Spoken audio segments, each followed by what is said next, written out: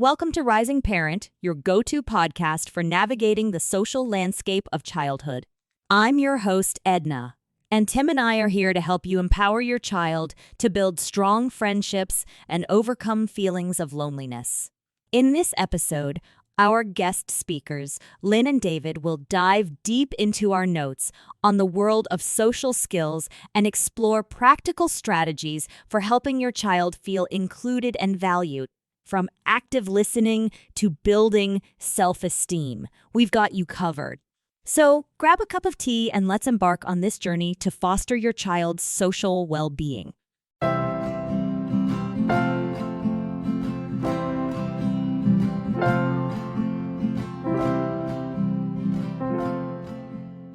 Okay, so you know how we were talking about doing a deep dive into Edna and Tim's notes? Mm-hmm. Well, I think this is going to be super interesting because Well, for sure. it's all about, like, you know, when kids feel left out Oh, yeah. and how we as parents and, caregivers can help them deal with that. Yeah, because it's like one of those things that every parent worries about. Oh, totally. Like, keeps you up at night. Right.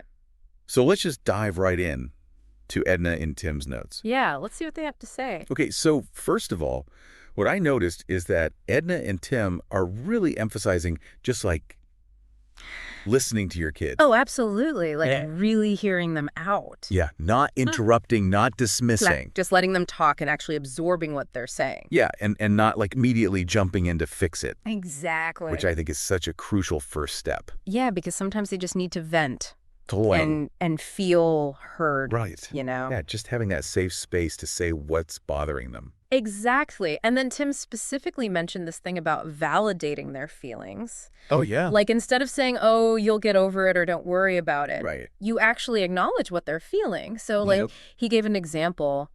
It sounds like you're really disappointed you weren't invited to that game. Right. I get why you would feel left out. It's so powerful. It is. I mean, like you said, acknowledging without trying to immediately Solve it.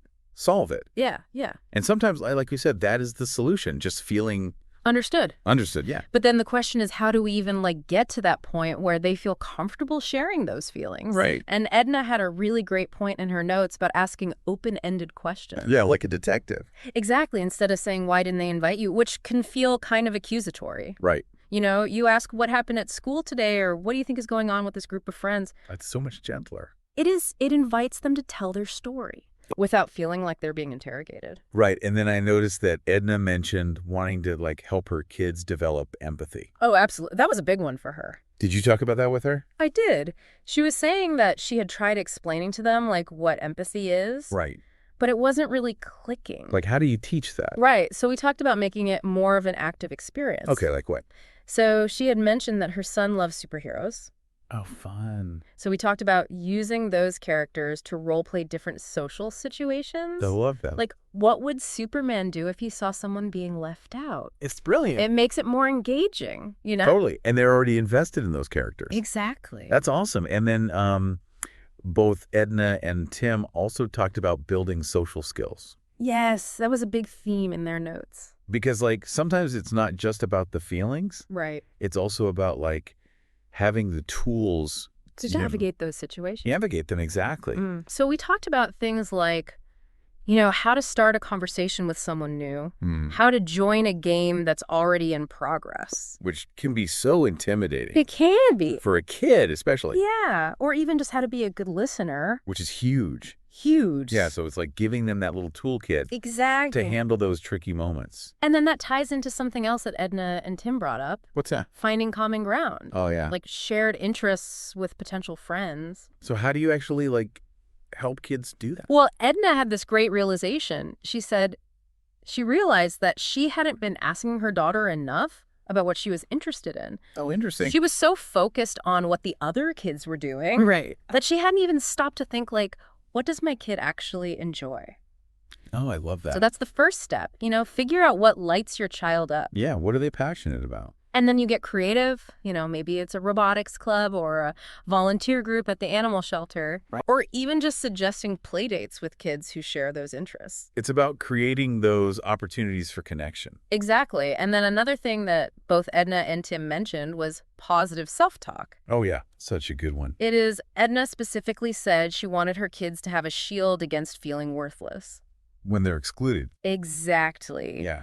So we talked about things like helping her son create a strength list. What's that? Literally writing down all the amazing things about himself. Oh, that's cool. So when those negative thoughts creep in, he has this tangible reminder. Like a superpower. Exactly. That's awesome. Okay, but what about situations where it's not just about feeling left out, but it's about dealing with someone who's actually being mean? That's where setting boundaries comes in. Oh, right. Tim mentioned that his daughter was letting other kids treat her poorly because she was so afraid of being alone. Oh, I hate that. It's heartbreaking. Yeah. So we talked about equipping her with phrases she could use when someone is being disrespectful. Oh, like, well, there... Things like, I don't like it when you talk to me that way. Right. Or just walking away from the situation. It gives them that power. Exactly. It's empowering. And then I also noticed that Edna and Tim mentioned possibly seeking professional help. Yeah, and I'm so glad they did. Yeah. Because sometimes, we as parents, we can only do so much. Right. And there might be underlying issues or, just a need for extra support. Totally. And there's no shame in that. Absolutely not. Getting a little extra help. Sometimes it's the best thing you can do for your child. Yeah.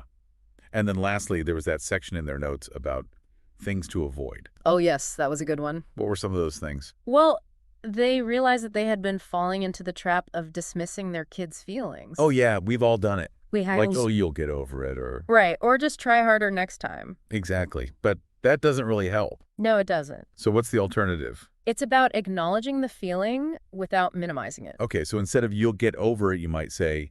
I know this is really hard right now, and it's okay to feel sad. Much better. Yeah. And then instead of saying just try harder next time, Right. you could say let's brainstorm some ideas together for how you can connect with people who share your interests. It's so much more supportive. It is. And proactive. It is.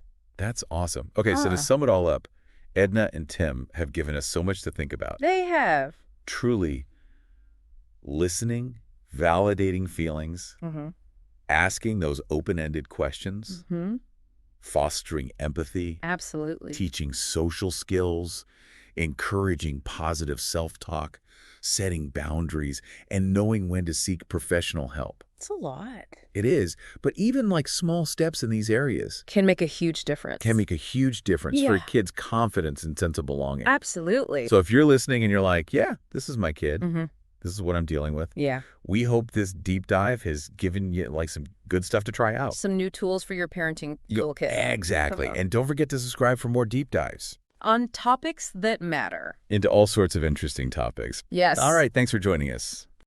And that's a wrap. Tim and I hope this episode has provided you with the tools and strategies to help your child navigate the social landscape. Remember, every child deserves to feel connected and valued. Don't forget to subscribe to our podcast for more expert advice and to help us continue providing valuable content to support you on your parenting journey.